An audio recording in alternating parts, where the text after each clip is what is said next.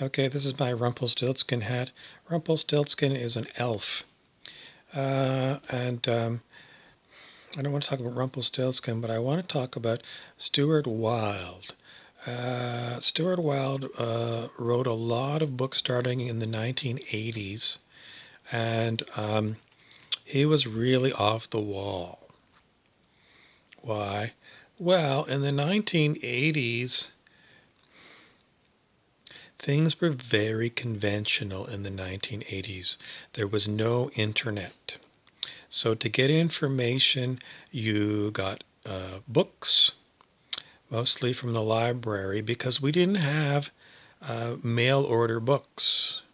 We didn't have an internet. We didn't have an Amazon.com. So basically we had a small number of bookstores where you could buy books in our town, and the library, the public library, the books that they would give you from school. And we had television, and we didn't have a whole pile of channels. We had about 5 or 6 channels total. What else did we have? Movies, Hollywood movies, where we got a lot of information from. Newspapers. We had a local newspaper, and it was a small town I grew up in, so it didn't have much news. Sometimes, very rarely, but once in a blue moon, when I went to my grandmother's house, she had a paper that came from Toronto, Canada, and it was a much bigger paper, and it was a more worldly paper. But, that was when I was very young and I wasn't interested. So what am I trying to tell you? But when I was young, we just didn't have information. The only best information we got was just from those sources. And, Hollywood movies, the information we got from there, it was all considered to be entertainment. It wasn't real. What was real was, what you learned in school. What's changed since that time? Everything has changed since that time.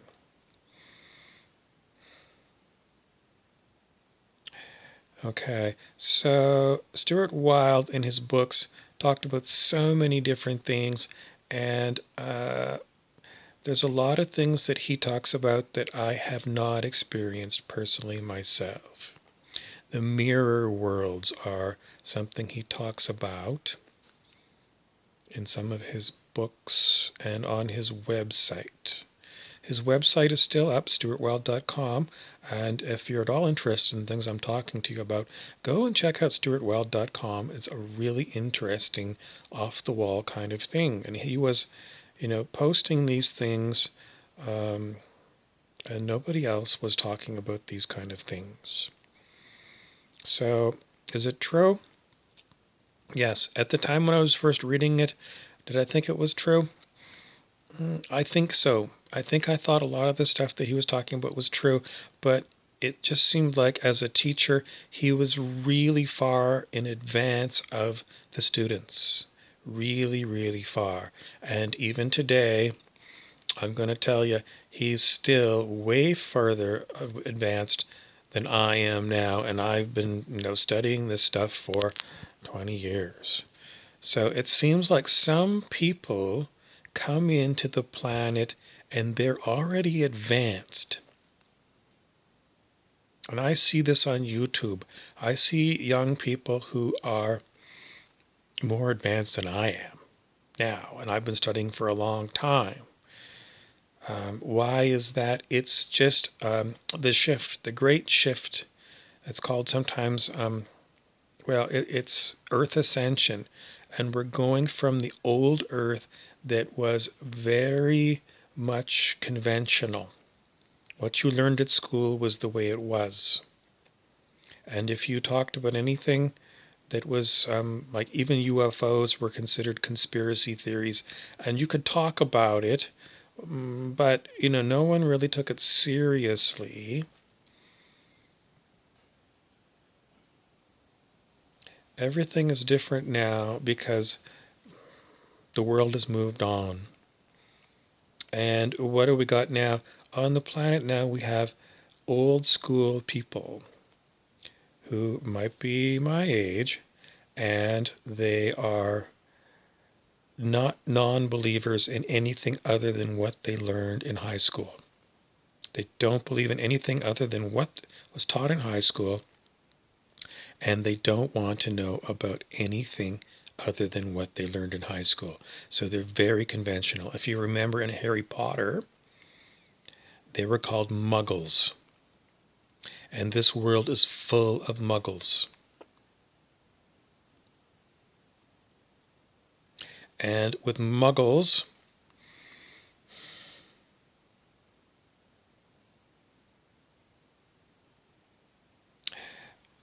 they're very difficult. And if your parents are muggles, that's very difficult. My parents are muggles. And they don't even like to watch sci-fi. My father picked up a Harry Potter book, and I think he got maybe a third of the way in, and he didn't want to read any more of it. Didn't like it. He doesn't like sci-fi. He doesn't like fantasy. He likes muggles books. So that's just the way it is. And so when you're around people who are muggles, what do you want to talk to them about? Sports. Talk to them about professional sports scores. You know, when sports comes back on TV or something, talk to them about sports. They're very boring people, but if you have to spend time with them, the very best thing to talk to them about is, whatever the sport season it is, if it's baseball season or football season, that's what you talk to them about all the time. And you can't go wrong with them. You're not going to learn anything from them, but at least they won't bug you. If you start talking about weird things, they're very dangerous people, because they will put you in the psychiatric hospital. They will send you to a psychiatrist who will make you take horrible pills that might make you sick. So it's best to, if they're a muggle, don't talk to them about anything that's strange. Just don't. Just zip it. Don't talk to them about it. They're dangerous people.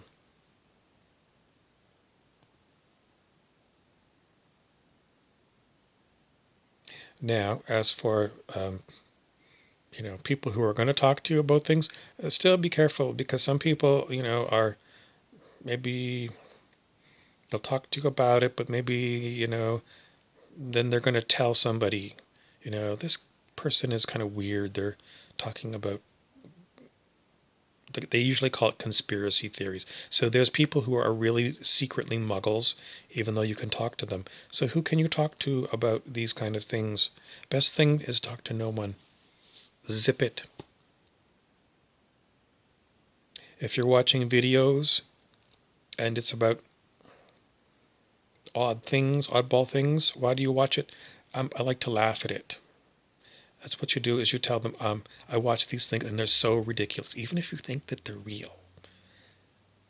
Just say to people, I laugh at these people. There's what you call their conspiracy theories, and their tin hats, because those muggles love the word tin hat. If you say they're tin hats, conspiracy theorists, I laugh at them. They're so funny. I laugh my guts out. They're so stupid. And that's what you do with muggle kind of people. You just tell them, you just laugh. You just laugh. It's just so funny. It's the funniest thing. I just roar, because they're so funny. They're so weird. And then keep watching odd things on YouTube. And you can get odd books out of the library. And just, it's just your private thing. It's what you like, because it makes you laugh. And I think you'll get by okay. If they ask you why you watch that, you just say, it's just so funny. I just love to laugh at these people. And then you learn all kinds of information, and you got what's known as a cover story. A cover story is a reason that you watch something that muggles people are going to say, that's weird, or are you okay? So that's the way you take it. And don't trust any of these people, because when are you going to be able to trust people?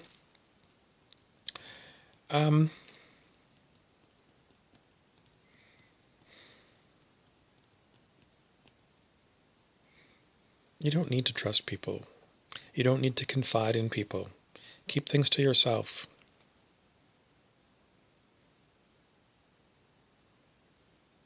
And if you're going to pretend to be friendly, talk about sports, professional sports. It's the safest thing to do. Now, as far as weird things that go on, weird experiences that you have, the number one thing you must learn is what fear is all about. Because, if you're saying, I was feeling scared. Feeling scared is mostly, I don't know what's going on here. Mostly that's what feeling scared is. It's I don't understand. I don't understand, and I don't know what's going on. And I've got these, maybe you got butterflies in your stomach or something. So that's what humans feel like when weird things happen. It's normal for us to feel weird, and we often call it scared. But there's nothing to fear. There is nothing to fear. In fact, fear, if you break it down, fear is false evidence appearing real. F for fear, the F is false, E, evidence, A, appearing real, R. And if you always remember, I'm feeling scared, and you say fear, false evidence appearing real.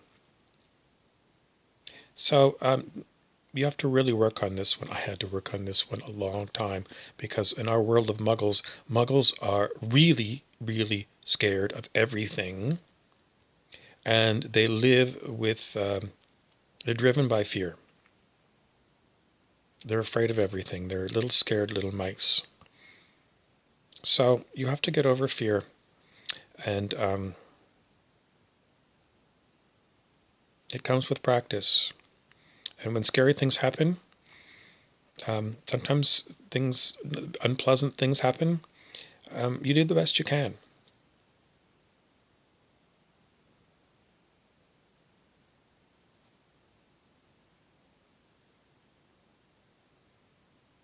But one of my spiritual teachers, Dr. David R. Hawkins, said, all fear is an illusion. But when you're in the middle of the illusion, it can be kind of scary. All the same, the more you practice, I'm not in fear. It's not like faking it. It takes some time to get to there.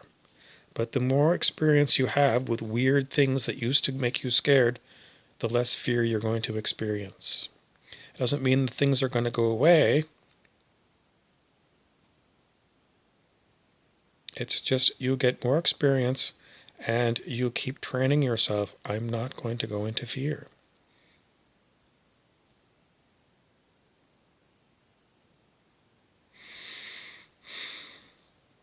Weird things happen more and more. When I was young, not too many weird things happened. The only weird thing that would happen would be if I was walking down the street at nighttime, street lights would go off when I would walk under them sometimes.